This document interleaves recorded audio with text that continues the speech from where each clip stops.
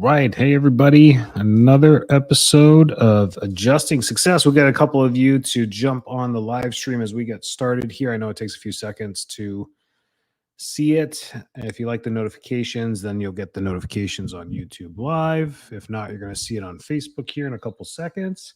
I think today's going to be a really important one as far as putting an effort into what you do as far as marketing. Big redundant thing I've been going through with some of you is retention is kind of the answer we're giving to marketing is like, why can't I retain? Why am I not growing? But it comes back to understanding why we market and how we market. So let's dive into this. If you're going to start, like many of you are just so excited for growth, right? You just want to grow. It takes a mindset to get to that point to grow.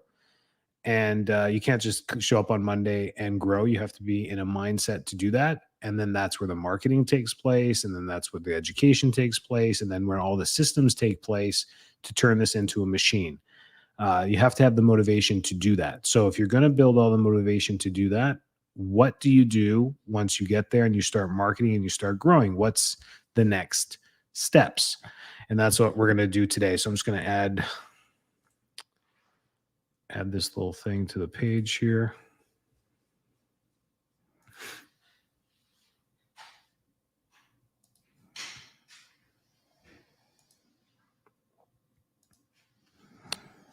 We're going to add it, right? Can you guys see that? I can't see it.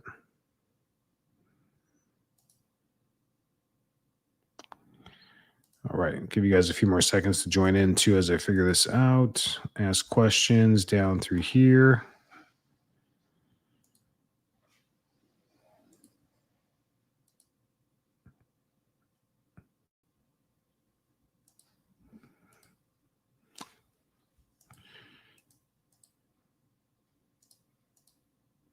There we go. Let's share that. Perfect. Got it. Okay. So when we talk about marketing, and I'll put this up afterwards and you guys can take a look at it afterwards, but marketing really takes place in a circle. It's not a linear thing where we market, we attract a patient, and then that's the end of it. And then they sign up for care or whatever it is, or they come in a few times and that's the end of the transaction. Marketing should be a full circle in what we do. So marketing is you as a provider, as a service provider, products provider, whatever you do, is to present the problems that you solve. That's what you do in all your marketing. So this is why chiropractic marketing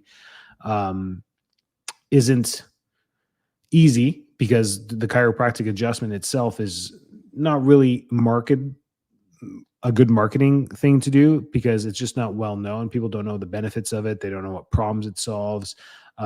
Maybe, back pain is linked to it. That's about it. So really you have to think about when you're creating marketing campaigns, whether it's Facebook ads, stories, reels, Instagram, workshops, presentations, whatever you're putting together to try and attract people to listen to you, to attract new patients, you have to put together the problems that you solve and lay those out. So taking the time to figure out exactly what your ideal clients are coming to you for is the best way to start all your marketing. And you base this around there. And then you turn them into pictures, and you turn them into videos, and you turn them into stories, and you turn them into testimonials that you can recycle the content that always has problems that you solve. So setting up your phone, your iPhone, and shooting videos about you just talking about problems that you solve: posture and alignment and stretching and back pain and neck pain and headaches and vision and focus and sleep. All these topics can be short videos.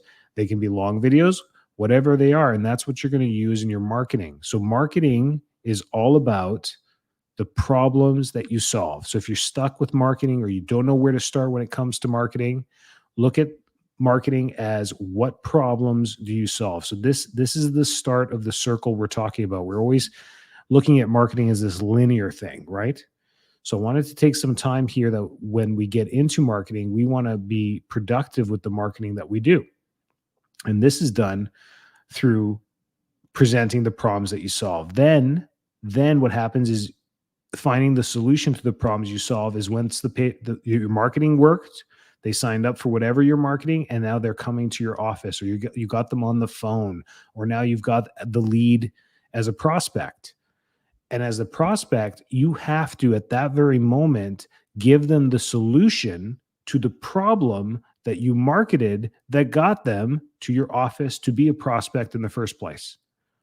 I hope that makes sense. If you're just joining us, we're talking about marketing as a circle of exponential growth and not just this linear pathway. So many of you are getting all excited to do marketing, but you don't have the buckets and the systems created or developed to make it efficient. And that's where you lose a lot of leads and you lose a lot of things. And we're like, Google doesn't work and Facebook doesn't work and this doesn't work. It's not that those things don't work. It's that the marketing funnel isn't working properly. So your marketing, you have to look at it this way. And I'll post this to the group after and online. Marketing is presenting the problems that you solve. So problems. Marketing is all about the problems that you solve. Okay? That's how we do that. So you have to think about that first. So those of you with, chiropractic solves problems. And you can, if you're just a chiropractor and all you do is adjust, that's fantastic. But how do you do this and what problems do you solve through the chiropractic that you do? So you have to talk about those things. How does cervical adjustments help with solving what problems? How does lumbar adjustments do with solving other problems? What does the Webster adjustment or Webster technique do to solve what problems? You have to think that way. You have to reverse engineer what you do. And that's what marketing is. Marketing is, what problem can you solve for me today? Just tomorrow morning when you're driving to work, look at the billboards that you pass. What are they trying to get the attention to? The problem that you may be thinking of right now. I need a new air conditioning unit. I need to clean the vents in my house. I need carpet cleaning. I need that dentist. I need to book my dental appointment, whatever it is. They're trying to catch your attention. And that's the same thing that you need to do with your marketing. So reverse engineer that. Then you have to think of the step two is the person. You have to think of this as like fishing. Anyone that fishes know what I'm talking about. You're putting the lure and the bait on the lure. That's your marketing. And you're throwing it into the lake or into the ocean, wherever you're marketing. That lure is your marketing. The better the lure, the better the chances of catching a bigger fish. The better the bait, the better of catching a better fish. The best way to catch fish is to know where the school of fish are, right? Going straight to the source. So we throw that in. Then we have to find the solution to the problem. We have to present the solution to their problem. This is called day one or your virtual consult. This is what you do on day one is you say, listen, we're going to find the solution to your problem. Come on in. Let's do an exam. That's typical in all healthcare industry. Like, come on in. Let's take a look. Let's take a look if we at our place have a solution to your problem. Then from that point, then we get into presenting the how. We call this in chiropractic marketing, getting the lead, day one, day two, day three, right? I don't know if you guys still do this day one, day two, day three thing. You're prolonging this experience for the patient and you're dragging it across, 3 visits, whatever it is. That's fine. It's slow. It's painful, but you can really speed this whole process up. And we'll talk about that some other time. I do this with all my clients as well. We talk about speeding it up and making it more efficient, but we need to know the steps to this. And however way you bundle it, that's fine, but you need to understand how to bundle it. How do you build your marketing machine? Finding the solution to the problem is what day one is all about. The more intricate, the more of a wow factor you have here, the higher the value you present to the patient, the better your close rate's going to be. So these things are really important. So the next thing is really important. The next thing is even more important. The green part, presenting how you're going to have a solution to solve their problem. So how is your solution going to solve their problem? That's the how. That's typically the care plan. That's typically the plan that you present the patient, whether you bundle services, whether it's just chiropractic, whether it's whatever healthcare you do, you bundle it into a plan. And there is no wiggle room on this plan because you're the doctor. This is how it's going to work. You did your x-rays, you did your exam, you did whatever it is in your solution phase to finding the solution. You find the solution and you're presenting how you're going to do this.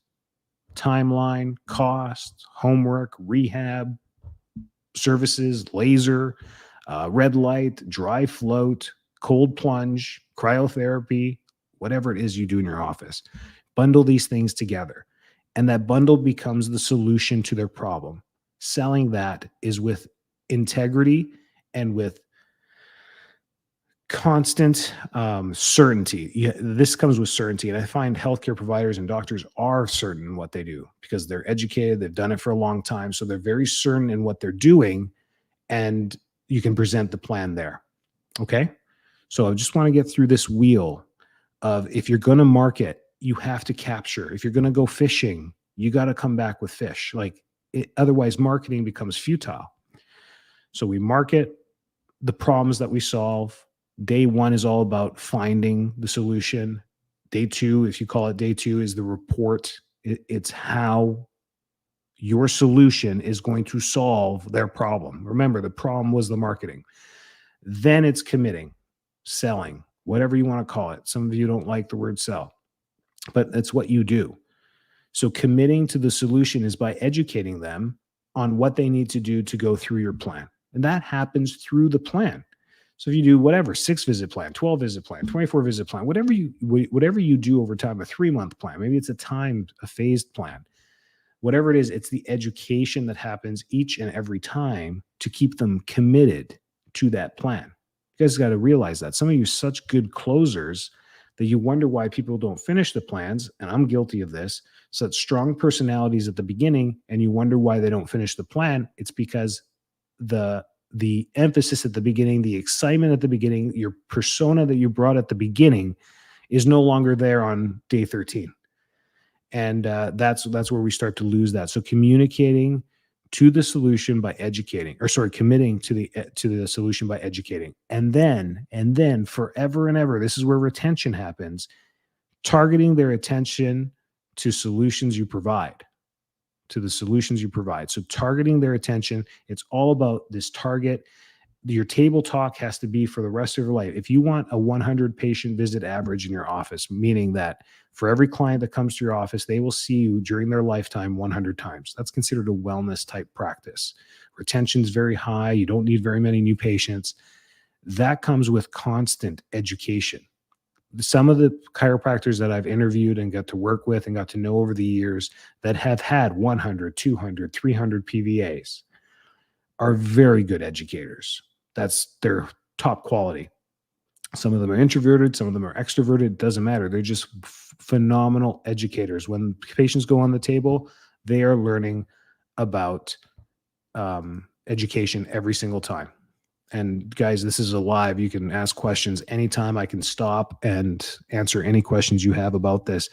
But if you're going to put the effort into marketing, if you're going to spend any money into marketing, create this loop in your business. You have to create the loop of how, and you have to plan it. It has to be very strategic, and your entire team has to be trained on this. Your entire team needs to know how the system works in the office.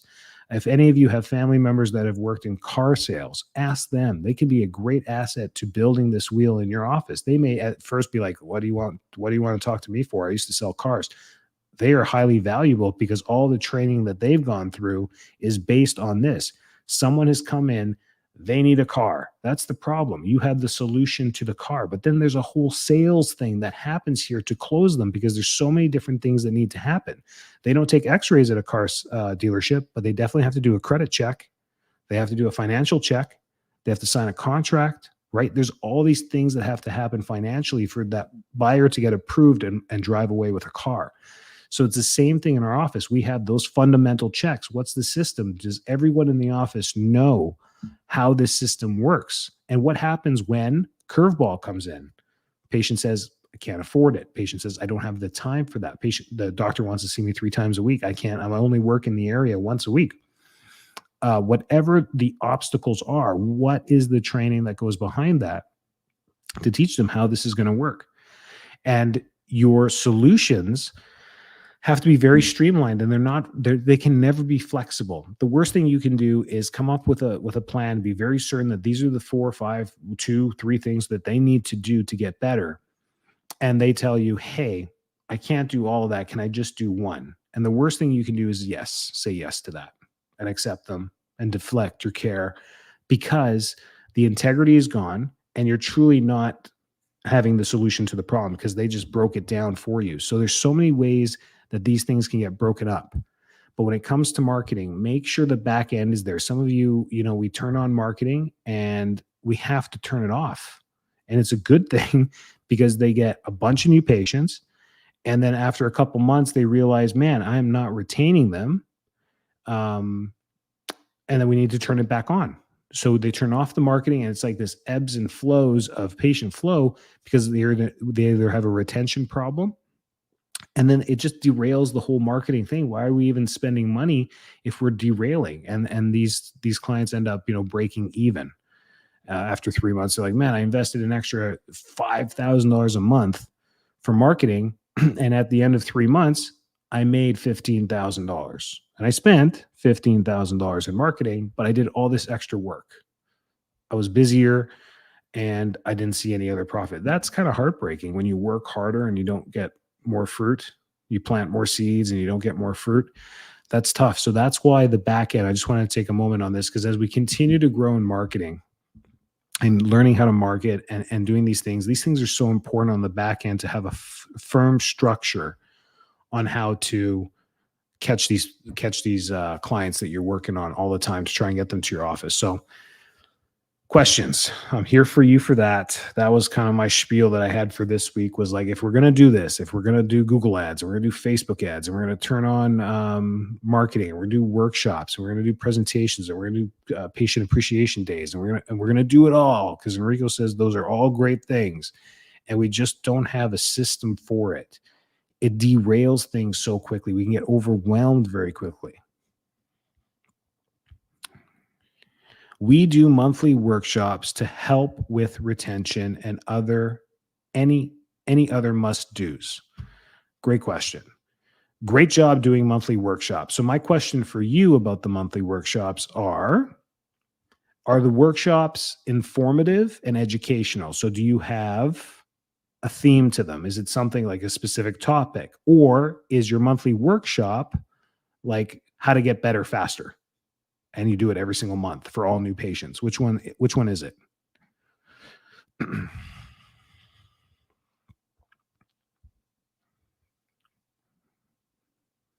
I answered your question. You do both. So what, what's your monthly workshop? Is it the same monthly workshop? Yes, every month is a different thing. Okay, good. So different topic, everything. So this is your workshop series. That's fantastic. What you must do is have a new patient orientation. Now you can get creative with this. Now, if you're doing monthly workshops, you obviously have no problem doing workshops. I say create a class, the health wisdom class, the living to 100 club, the getting better results faster class, the whatever it is. We do the better results faster because that's what people are at our office for. They want to come there. We presented them the solution to their problem, and we bump them up and say, hey, want to learn how to do this faster? We told you 4 months. Want to know how to do it in 2? Come to this class.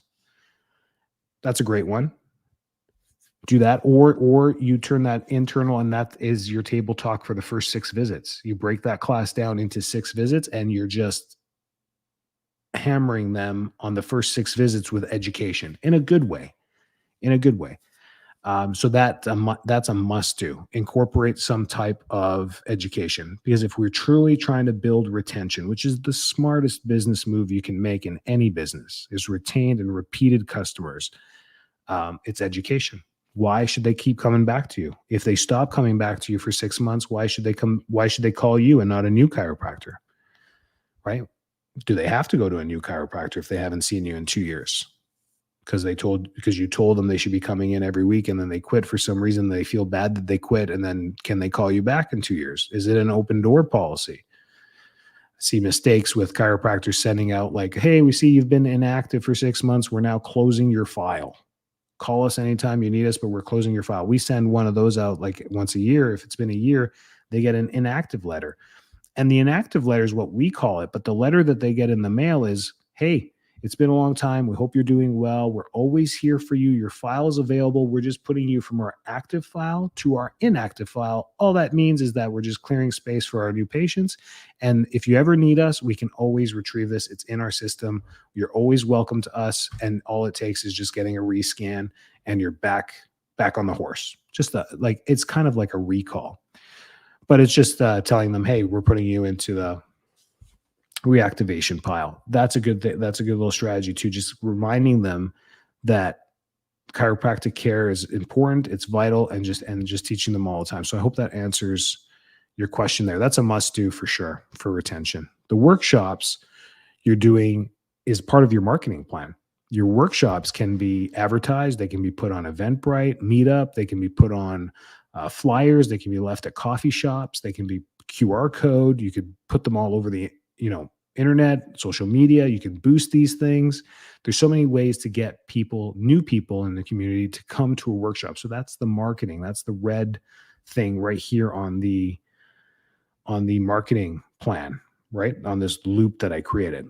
The retention class, right? The education class is part 3, targeting. I need to get better at advertising the workshops. We all do. It's the workshops are an ever-changing marketing game because all platforms are constantly evolving. As you guys see that, right? All these platforms are now charging to market within their platform, like Eventbrite now has a marketing thing to it and charge for the tickets and yada, yada, yada. And even they're trying to get rid of the free option. So that don't get frustrated with workshops. We can all get better on it. And the loudest megaphone you have is your social media. You guys don't play it well. You don't use it well at all. You should be constantly blasting everything that you do. Everything that you do. Depends. So do you do the retention class once a month or biweekly? It's based on volume. How many people can sit in your class? And if you make this mandatory, nothing's mandatory, but you make it mandatory, like it's very stern on the day that you close, like day 2, you're like, hey, by the way, Beth, that's great. Thanks for, it's great that you're signing on for care. I'm so excited to work with you and change your life. This is going to be absolutely fantastic. Every Wednesday or every other Wednesday, we do Get Better Faster class. Come next Wednesday. That's the next one.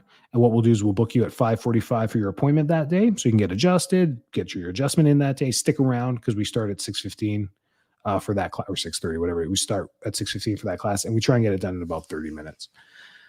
That's it. Like I'm not asking them if they're free on Wednesday. Hey, are you busy with the kids or no, it's your job. You're going to come on Wednesday. We do it there. If something comes up with them, then they know in 2 weeks we're doing it again. But it's all based on volume. How many people can you sit in your classroom and how many patients do you get? So if you get 10 new patients a week, can you fit 20 people to sit in your class next Wednesday? That's the logistics of how often you need to do that. So that's it. Just can you teach a group of people that much?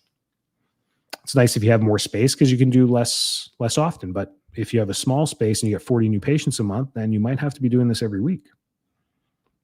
And that's how you get good retention, is by booking their adjustment right before the class. So I hope that answers that question. Good questions. These are great questions.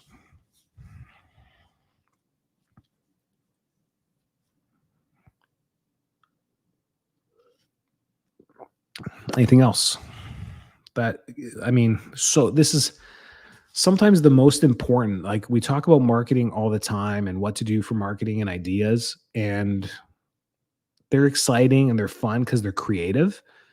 But creativity doesn't turn into anything, doesn't turn into art until you put it on the canvas. You have to have the canvas, you have to have the tools, you have to have a product, you have to do it and create it in order for it to be something. And this is what we need to create, is these systems for our marketing to work.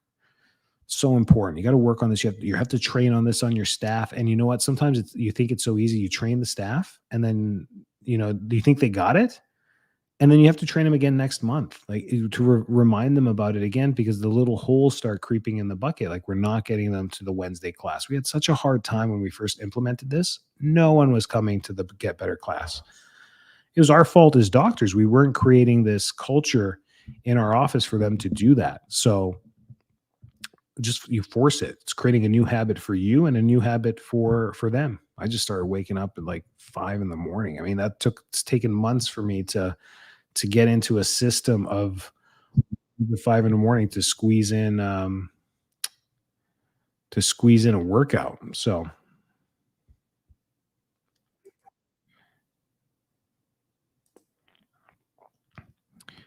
good. Any other questions? What else do we got? My Albertan problem is speaking about problems without naming the problems because of our list of no words. I feel like I'm not allowed to talk about anything. Yeah, BJ was crazy. 3 a.m. Yeah, man. I mean, I feel you. It's you know what this does? StreamYard doesn't show me who's asking that question. So yeah, the toughest part about being restricted is you're allowed to talk about any problem. So let's talk about Alberta specifically because I know it. I know it inside and out on all the rules. And you know me. I do know it.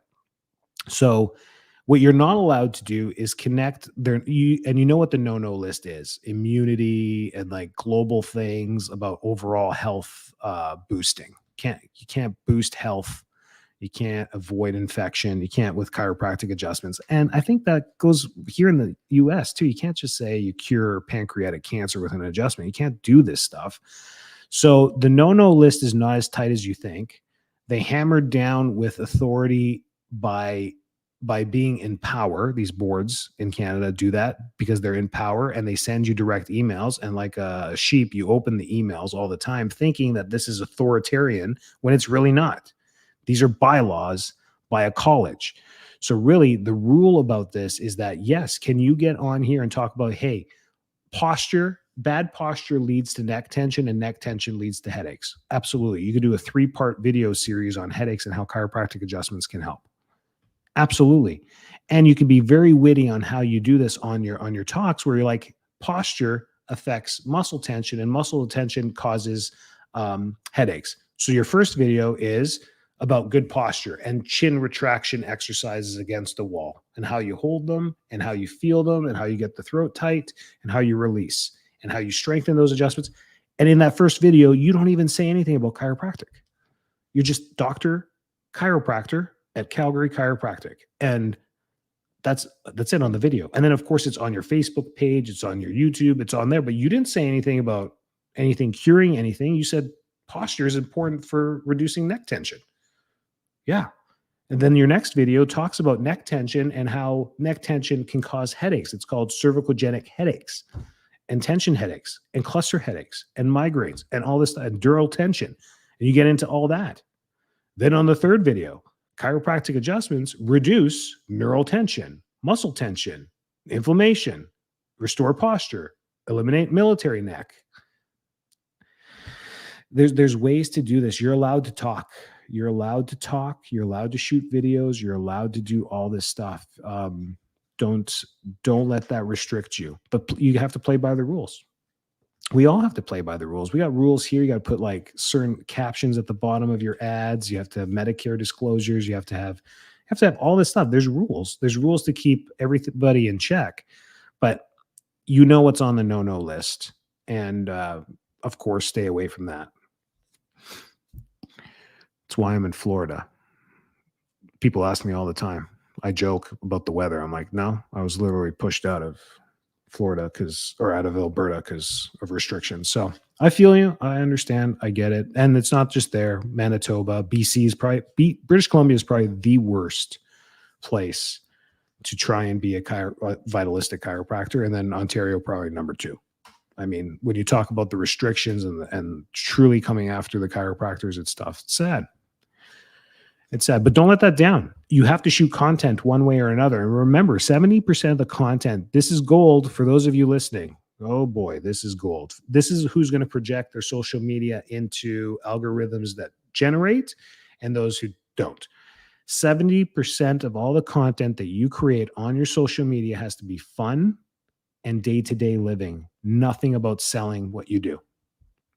Nothing about come see me at chiropractic. We do adjustments. It's got to be you walking your dog, you blending your smoothie in the morning, you going to the gym, you having a rough day, the pink shirt you're going to wear today, the what it's all about your life. That's what people want to see on social media. They want to see, who is this guy? Okay, he's a chiropractor. What about him? What does he do? He's a real guy. This is what people scroll, and this is what scroll stopping is catching attentive ideas that catch people's attention. So remember, 70% of the stuff that you need to be posting anyways has nothing to do about the no-no list. So you got to do the 70% first. So start shooting stuff. Just start shooting stuff. And the rules in your province are that they must warn you first of what you did wrong. They cannot fine you. They cannot do anything at first. So that's it. And in order to be a repeat offender, you have to repeat the same thing again.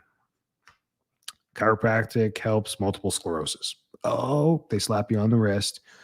Don't post that ever again. Great. Chiropractic can help with headaches.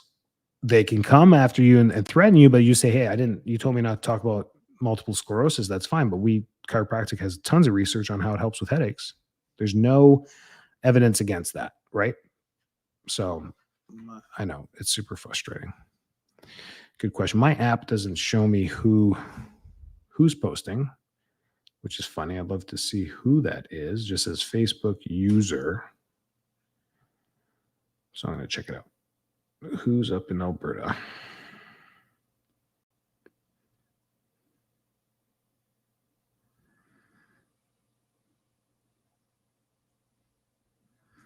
Good. Any other questions? You guys have any other questions?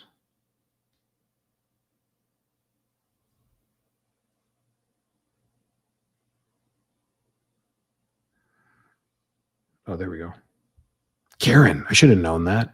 There it is. Oh, she answered. Good. Thanks, Karen. I should have known that. Okay. Yeah. Perfect. Yes, I know. Don't let that hold you back. Don't let that hold you back. You're allowed to talk. I know in Manitoba, you have to submit like your Facebook ad to the board before you post it to get approval, and they charge you $75 for that. And all the chiros in Manitoba say, oh, okay. And they let that go. Wow. Good for you guys. But so it's not don't let it hold you back. That's crazy. If you become victim to that, you're never going to market. And if you don't market, you're going to struggle to grow your practice. This makes no sense. This makes absolutely no sense. Can you cite the research at the bottom of your ads? You can, but no one on social media gives a crap, right? Again, your marketing, it's like, if you, I don't know how long you've been listening, but if you put your fishing rod into the water with a great lure and great bait, now you're asking, can I add a bunch of tinsel and extra stuff to that to make it shinier, to appease the lake gods? No need for it. The tinsel's not going to catch you more fish. It's not going to do anything for you. You already got a great lure and a great bait. You don't need that. Stick to your stuff. Can you cite literature? Yeah, but that's only if it's needed in the in your advertising policies in Alberta, and that's if they've changed in the last couple of months. I've been helping people do ads in Alberta. I have a client right now, so we follow the rules. I meant to appease the Facebook ad gods. No, you don't need. There is no. The rules for Facebook ads is no body images and no health leading to, like, your health claims cannot lead to solving any or curing any diseases. That's Facebook. Facebook will shut you down and kick you out if you make any claims of curing disease, and you're not doing that. And the diseases that they're looking for are like pathological diseases. And then body changing. So like showing before and after pictures, big no for like weight loss or skin changes or dermatology, that stuff. So you can't do that. But no, showing research for the face. They're not cross-referencing anything. Look at all the products when you're scrolling through your Facebook feed that they're selling you. Buy this chirp wheel for your neck. Do this for you. What chiropractors don't want you to ever know. And then they have like a gizmo that like cracks their low back, right? They spin on it and all these plastic things on Amazon. how did they get away with these ads, right? There's absolutely no claims to helping anybody with it. They're just plastic devices, traction devices, right? All that stuff. The stuff that you see, you buy. I mean, look at all that. They're not proving it to you. Your landing page can then, this is how the weight loss people get away with it, is that they make a Facebook ad making claims about, do this health, 6 weeks. I do it like this: get 6 weeks to new results to a healthier you. That's the ad.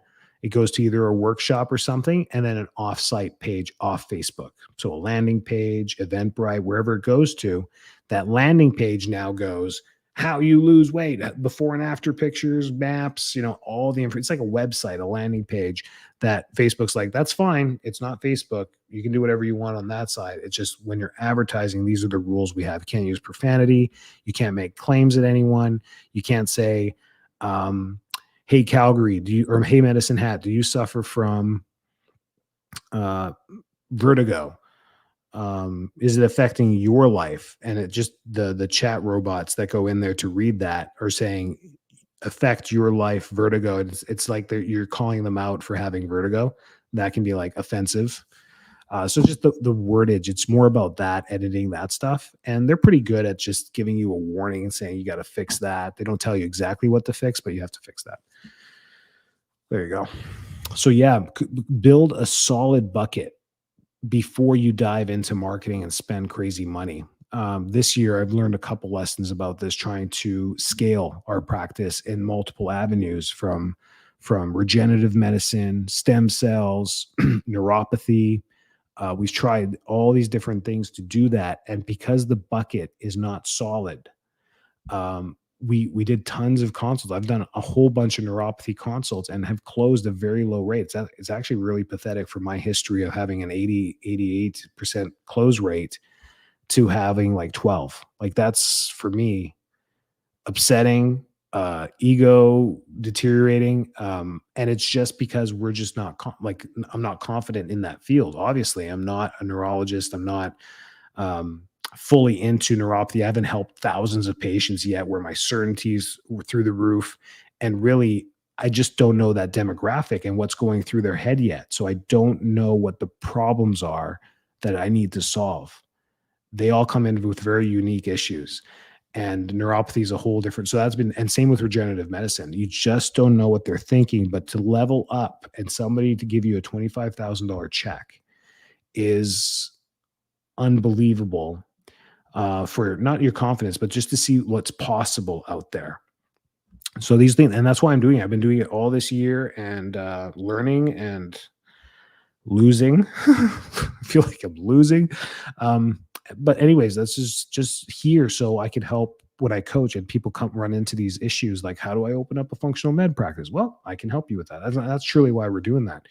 So, but you learn things about sales in that as well, trying to expand that box. So when it comes to what you do, make sure this whole system is working really well, and understand that marketing is all about what problems you solve. Then once they come in-house, you have to find the solution, present the solution, commit. You have to commit to educating forever. And that happens with a workshop, and then targeting their attention all the time on getting better. Make sense? I hope that was good, guys. Every Monday we do this. Join in or don't. And then they're all posted to the YouTube channel, and they're on Marketing 101 Facebook group as well. So it's always there. You can always go back and rewatch. I'll also post this graphic, and you guys can use that, save it, whatever. But work on that, and always train. You got to train your team. When you think your team knows stuff, they don't. You have to have a curriculum in training. Maybe we'll do that some other time. That's more for coaching clients. This is about marketing, but always go through training and getting that all figured out. Thanks for joining. And then just post during the week questions that you may have. I can do a whole video on the questions that you have. Try the Getting Better Faster workshop, and then let's see what questions come out of that, and trying to get people to come to that. That'd be cool to check out too. Have a great week.